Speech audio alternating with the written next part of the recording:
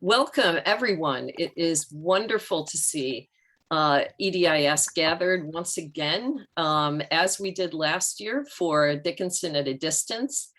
It is a thrill and a privilege to be able to welcome you all once again to our fully online conference, Stratford on Avon, Accept Us All, Dickinson and Shakespeare, the 2021 annual meeting.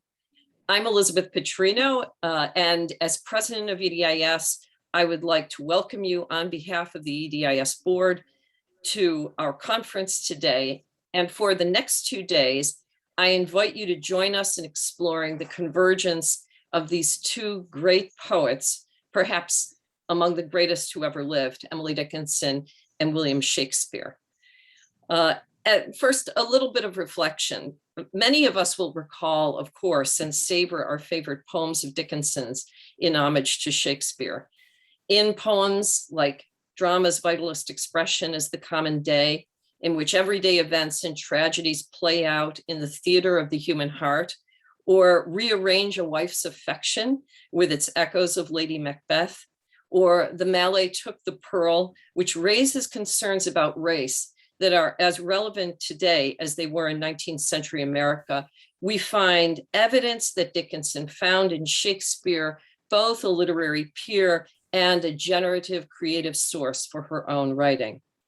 While Shakespeare remains, literature is firm, she wrote to Higginson.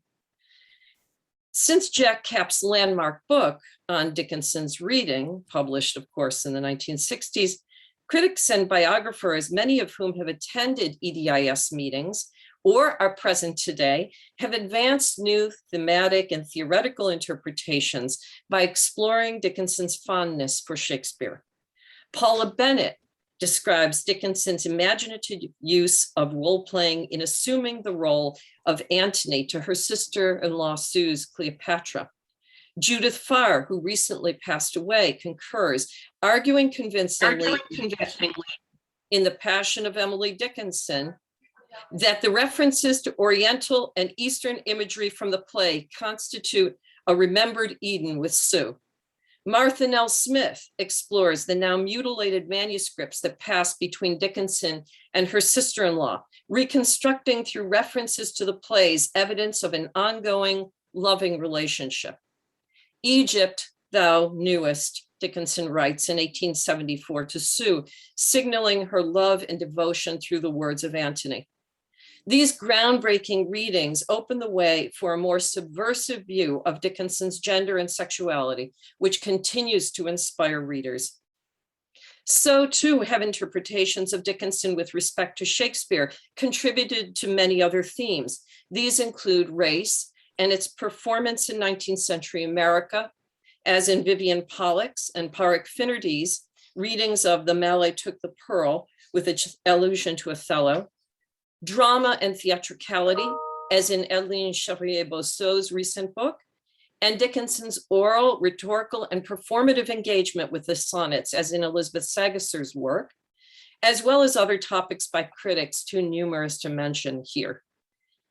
And as an aside, many of you know through our efforts at last year's conference, conducting interviews and recording panels, and this spring's #Dickinson Live series, which many of you participated in, we've begun to compile a series of videos profiling critics and other readers' responses to Dickinson.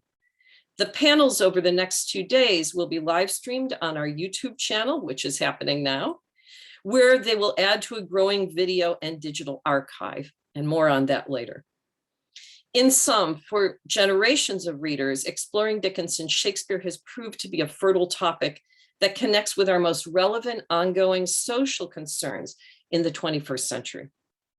Not only do our panels promise to offer an opportunity for all of us to network with scholars, teachers, creative artists, and avid readers of her poems, but together we will deepen our appreciation for Dickinson's understanding of Shakespeare. Many thanks to Edelyne Chevrier-Bousseau and Pádraig Finnerty, as well as Jane Wald, for organizing these extraordinary panels. Our annual meeting has benefited from our experience last year when, as a result of the pandemic, as many of you know who were here, we pivoted from an in-person conference to hold EDIS's first fully online event, Dickinson at a Distance. It was really a resounding success, with participants from India, China, Australia, Taiwan, Mexico, Brazil, other parts of Latin America and Europe, as well as the United States, that for us demonstrated how digital communication and social media platforms might take us out of our academic silos, our studios, our classrooms, our living rooms, and into conversation with one another online. Next year, may I say, we will be gathering, we hope, in person for a truly extraordinary international conference in Seville, Spain, on the topic of Dickinson and foreignhood. And we'll say more about that throughout the conference as well as at the members' business meeting.